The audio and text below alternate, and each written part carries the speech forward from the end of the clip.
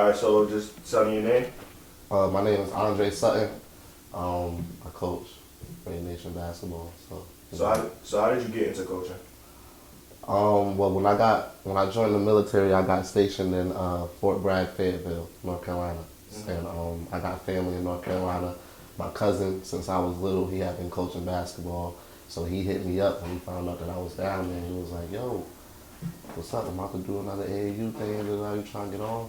So that was summer 2016. I got on, learned the ropes a little bit, and then for 2017, he ended up going back to the farm, doing a lot of landscape and stuff like that. So he didn't really have time, so I took over for 2017, and it's just been me ever since. So what was it like just coming in and just out of nowhere just having to take over an entire like AAU program? It was very difficult. You don't want to like talk bad about people, but it was hard to deal with people, hard to deal with a couple of parents, couple of kids. Then the recruiting side, me, I like to win. Feel me? I went to Hill House. I got 2 state championships in track.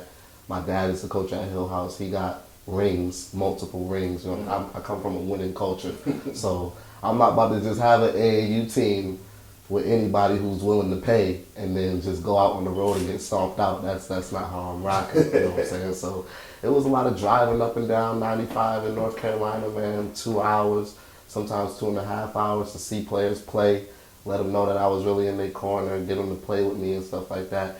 And a lot of wasted gas. You know what I'm saying? Because everybody don't commit. Everybody don't want to play for you. That's something you got to accept.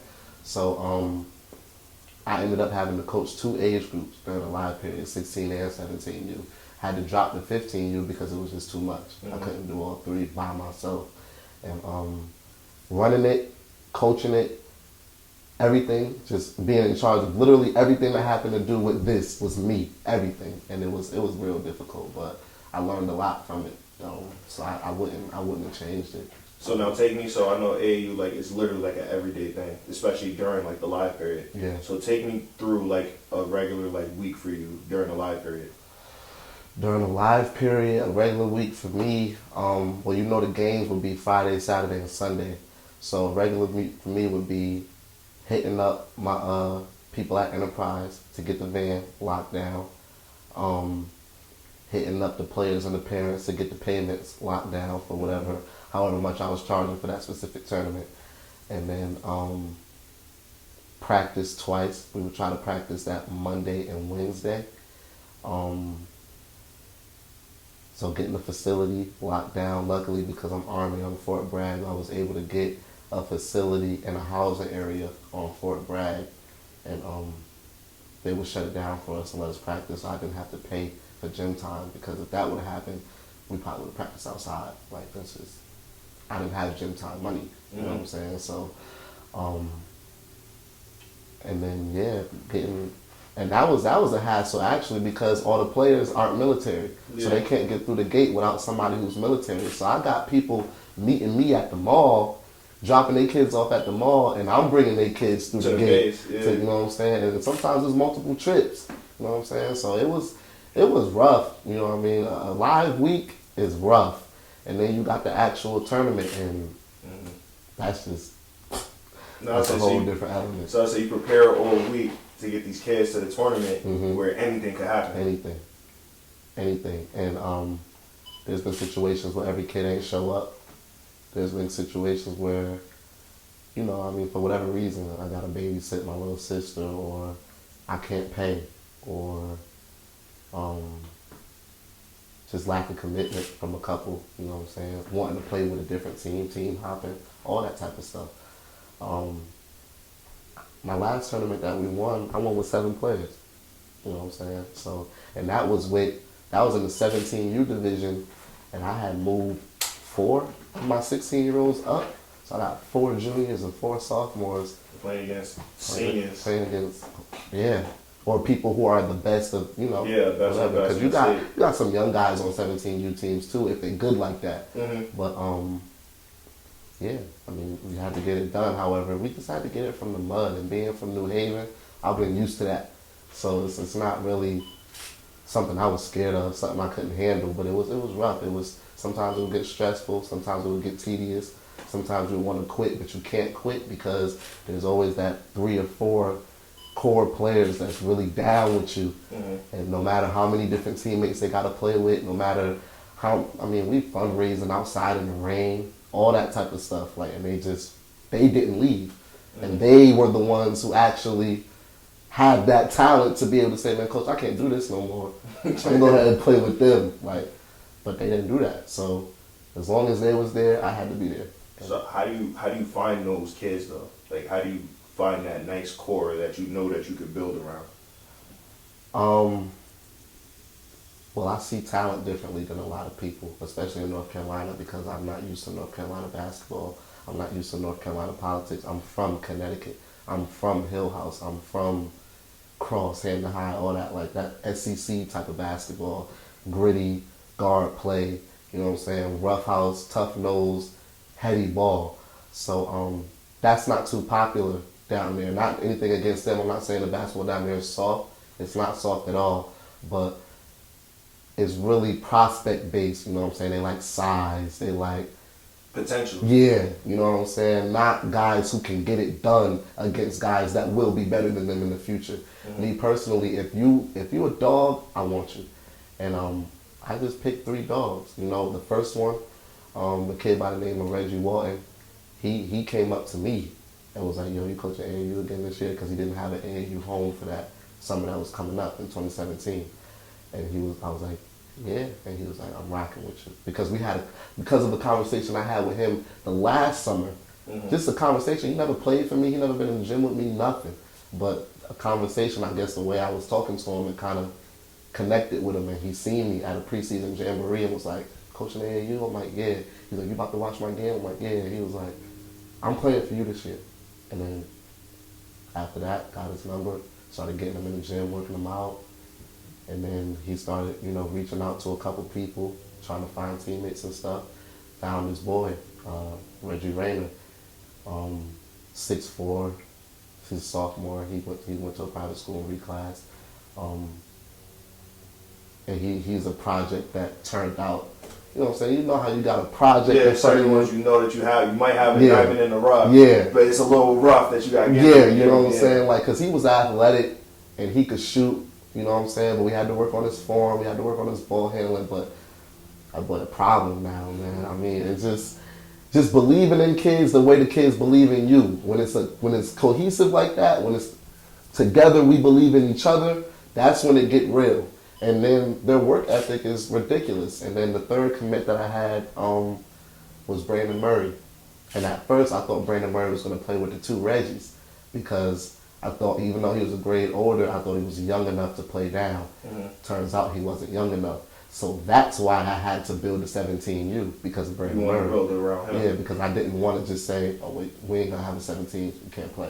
And then throw him back to the Wolves and stuff like that. And so I have had him jump around. Yeah, so I had to build a team around him. He ended up reclassing as well and playing 16U a little bit, but by the end of the summer, we was all playing 17U. Both of my teams had disintegrated to the point where I just took a few 17s, a few 16s, and combined them and made a 17U. I had at the last live period, I had about 9 players left. Okay. And for that championship Sunday, 2 of them couldn't play because they had church. So I won that tournament with 7 people. That's crazy. And I mean, but yeah, those were the first 3 kids to just say, I'm rocking with you, coach. No matter the circuit, no matter you know what I'm saying, what the uniforms looking like, team sneakers, we ain't worried about none of that. I'm rocking with you. I know you're going to put us on. And that's what I did. I put them on. No, so now, as an AAU coach, what do you feel like your main objective is?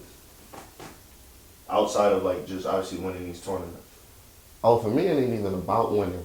I'll lie to the kids and tell them it's about winning, but, I mean, if they go to school for free, I'm straight.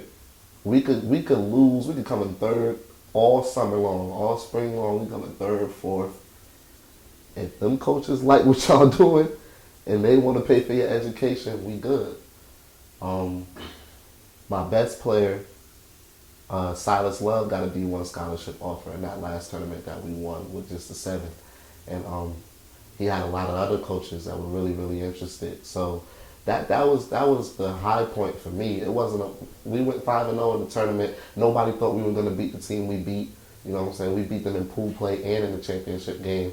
So nobody thought that was going to happen. But that's just bragging rights for me as a coach. But that's not the goal. The goal is to make sure these kids go to school. And so that's why AAU, it's live in April, it's live in July, and then you do some stuff in May. But really, it's a 365 thing because you on them, making sure their grades is right. You making sure they, their home situation is sturdy if you can help that, and then you just making sure they're developing. You know what I'm saying? You want them in situations where they can grow. That's why a couple of my players had to leave the situations they were in. Their families decide that, though. A lot of people think the AAU coach influences the kids to transfer and leave that. But with me, that would ruin a relationship with a high school coach. If I just say, yeah, you going to this school now. I was gonna say, there's a big, negative stigmatism Oh, with yeah. AAU culture. Oh, yeah. So how does that affect the way that you move as a coach? At the end of the day, if you're good at something, you're going to have people who don't like you. And those people who don't like you are going to try to come up with the most logical reasons possible. So the easiest way, all three of my core three people that I just named, all three of them transferred and reclassed. So it's ironic that all three of them did that once they got with me. So that would be the situation. Coach Dre is influencing kids to leave public school and transfer and go private and reclass. He's fucking over the public school coaches. But I'm not. They wanted to do that. Their families wanted them to do that for whatever reason. Whether it be I'm 6'4", so I can't play guard because I'm taller than everybody on my team. Whether it be my coach literally wasn't putting me in the game. Whether it be my coach runs this type of offense and I'm this type of point guard. And those are legitimately the situations that they had. So they wanted to leave.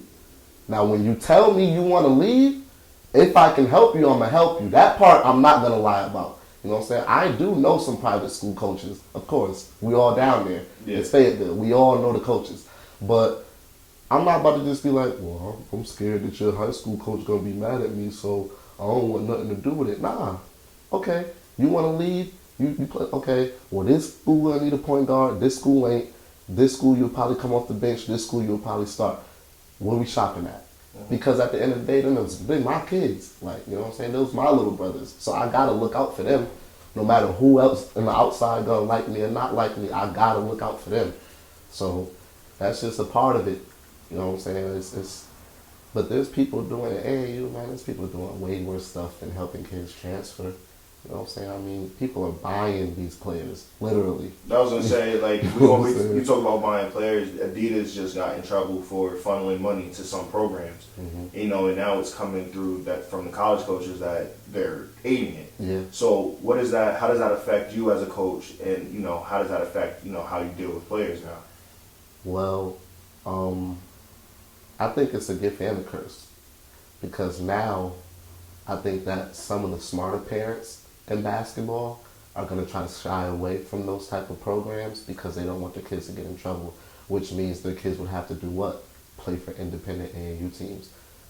And not to toot my own horn, but I was the best independent AAU team around, at least coming out of Fayetteville. In North Carolina statewide, I mean, I beat people. So, I mean, if you're in Fayetteville and you want to play for an independent team, you come to me. That's just what it is. You come to me. If you're in Eastern North Carolina, period, and you have good transportation, you come to me. Because I had kids from Greenville and all that. Greenville 2 hours away. I had a big man out of Greenville. I had a couple guards out of Greenville. They ended up leaving to go play with a team based out of Greenville because it was more convenient. But they come to me. You know what I'm saying? If they're not shoe brand caliber players or if they just don't want to deal with the shoe brand stuff. Because I got players who could play on those teams. They just didn't want to because it's politics. It's not about who's doing what in practice. I always base my stuff off of who's doing what in practice, at least for the first game. Now, if you was killing in practice, you start the first game. If you blow the first game, you ain't gonna start the second game. It's what it is. Until we find the unit that works permanently.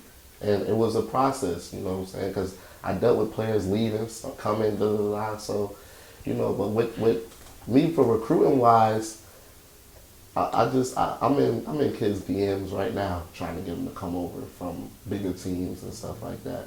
And there's bigger teams in my kids' DMs trying to get them to, oh, we need that little team, you settling, blah, blah, blah. We do this, we do that, we fly to Vegas. That's cool. But do you love my kid, though? Because I love the 9 kids that stayed all the way to the end with me. Them is my kids. Like, them is my little bros, for real. Through thick and thin. I mean, it gets heated. It gets heated in practice, player to player, player to coach. We off the court, they at the house playing 2K, you know what I'm saying? We chilling. I mean, it's a family thing.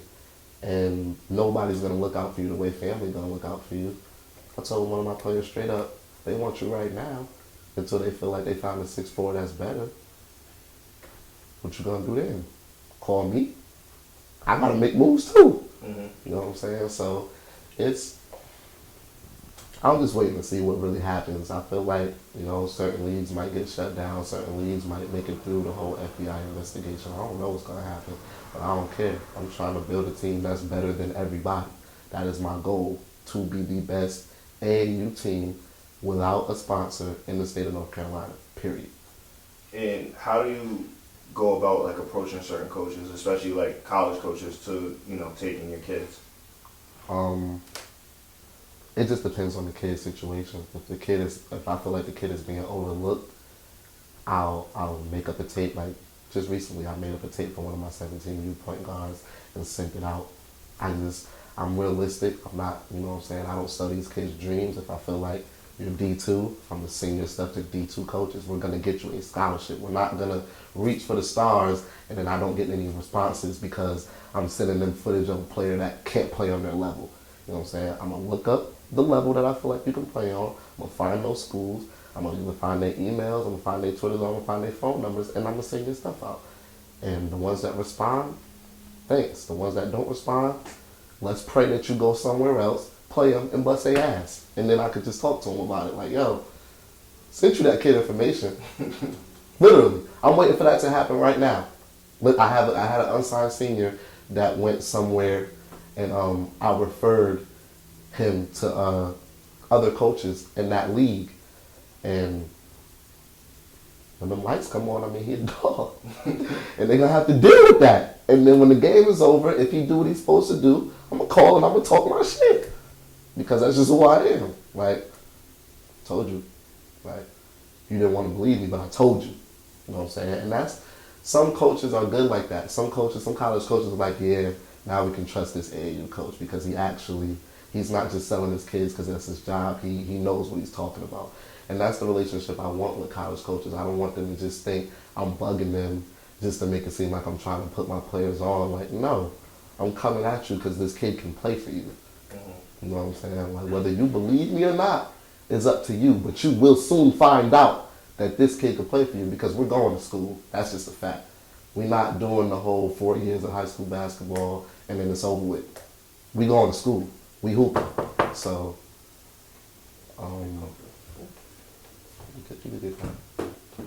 So my next question is, how many kids do you have, like, this year upcoming to playing Division I or Division or anywhere basketball? I only had 3 unsigned seniors last year. All of my kids were either juniors or sophomores last year. So one had to go JUCO. He's an animal. As long as he stays focused at JUCO, he'll end up getting a D2, depending on his development. He's very athletic. He has D1 athleticism, but for his height, he doesn't play that position. So I'm looking for him to get a solid D2 look after JUCO. And the other 2 are at D2 universities. One is at Elizabeth City State, which is a CIAA school, and the other one is at St. Andrews, which is a solid D2 program down there in North Carolina. So, you know, we helped them kids out as much as we could in the little time that we had with them because we were a new program. They were seniors. Time was running out. Yeah. So we had to go with what they had on the table already. So I don't even want to take, the whole credit for them going to those schools. Maybe the JUCO kid, me and his uncle kind of, his uncle and those guys made that happen and stuff like that. But the other two kids, a lot of prep schools wanted them because they felt like they could go D1 if they went prep. Only thing was the prep schools had already given away all their scholarship money. Yeah. And we don't got no money. You know what I'm saying? We can't pay for them to go to those expensive schools. So, they got the exposure. They got better. They got better in practice. They got better on the road. And they built a certain confidence about themselves that's going to help them at the college level. So we really looking forward to seeing them throughout their college seasons. That's what I'm going to be doing a lot. I'm not going to spend too much time on the road trying to get too many high school players because I don't want too many players, period. One thing about AAU, having 12 players on the team is too much. I need 8. Like I said, I want to chip with 7. I need 8. That's it. So once I get them 8, I'm going to support my college athletes for the rest of the season. So now, as a coach and for yourself, what's next? Well, the goal last year was to earn sponsorship. I'm not sure if that's the goal anymore. If it comes up, that'd definitely be a conversation that I'm willing to have. I'm getting out the military, which makes me a lot more flexible as an AAU coach. And I'm going to go to school for sports management, which would make me a lot more marketable to become a college coach, which is something that I kind of hope to do one day. Because AAU doesn't pay. And I'm perfectly fine with that. I just like giving back to the community. Like, that's what I do it for. And particularly young black kids that don't have those opportunities. But my team is not fully black. We got a couple of kids from different races and stuff like that. So just kids in general. But I am who I am. I am a black man, and I know that it's difficult. And, Fayetteville is a rough city. It's a nice city, but it's rough. And a lot of those kids don't have much. So it's just like New Haven at the same time. So trying to give back to kids that don't have enough to give to themselves, you know what I'm saying? And so as far as what's next, man, I kind of try to live for today as much as possible because tomorrow's not really promised. So, when the season starts, I just want to knock guys off. That's all I want to do. I just want to knock guys off and get guys scholarships. Like, that's all I'm really worried about. If something big comes up, the conversation is always open, but I'm not sure. I'm not sure what's next. Just letting it come? Just letting it come. It's a journey, and I'm loving it. It's a journey, It gets so much love, gets so much hate, gets so much attention. And I've always been in the bright lights. I've always been an entertainer. I've always been a performer. So the attention is nothing to me. I can handle it. And I'm teaching my kids to be able to handle it because basketball is entertainment. If this is what you want to do, you are an entertainer. You're just an entertainer through athleticism, but you're an entertainer. So you got to watch what you say on social media. You got to watch what you do outside. And you got to know that paparazzi is real. It might not feel as real at this level, but it's real. Once you build your name up, it's real. So I've seen recruits lose everything just off of simple tweets, saying something crazy online, anything. Pictures. Gang signs in the pictures. Pants sagging in the pictures. However you want to do it. Whatever the college coach won't tolerate. Whatever the university. Because at the end of the day, I'm from all that stuff. I'm from New Haven. Gang signs and sagging pants is nothing new to me. I don't think you're a bad person, but you are representing my program, and I can't have you doing that if you represent my program, because my program is not about me and what I believe in and what I come from. It's about all the kids that I'm trying to help. So if you on Instagram doing this, that, and the other, and college coaches know you play for Ray Nation, they're just going to blackball Ray Nation, period, because they're going to think that all my kids is like you. They're not going to know that Brandon Murray got a 3.8 GPA and a 24 on the ACT and just got an academic offer from Norfolk State. They're not going to know that, because all they're going to know is player X was on Instagram doing whatever, and player X plays for Ray Nation United, so we're not messing with them. And I can't, that's not fair, so I can't do that. But, yeah. Got you. Thank you. No problem, I appreciate this interview. Appreciate Perfect. you, man. Thank you, man. Appreciate you. So what I'm gonna do is on Monday I'm gonna just throw this on the laptop like the Max at the school, and then just shoot me an email and I'll send you the raw footage. Yeah, definitely. All right, perfect. Definitely. You got Gmail? Mm-hmm. Perfect. So I can put it on the drive and then just Or share. Google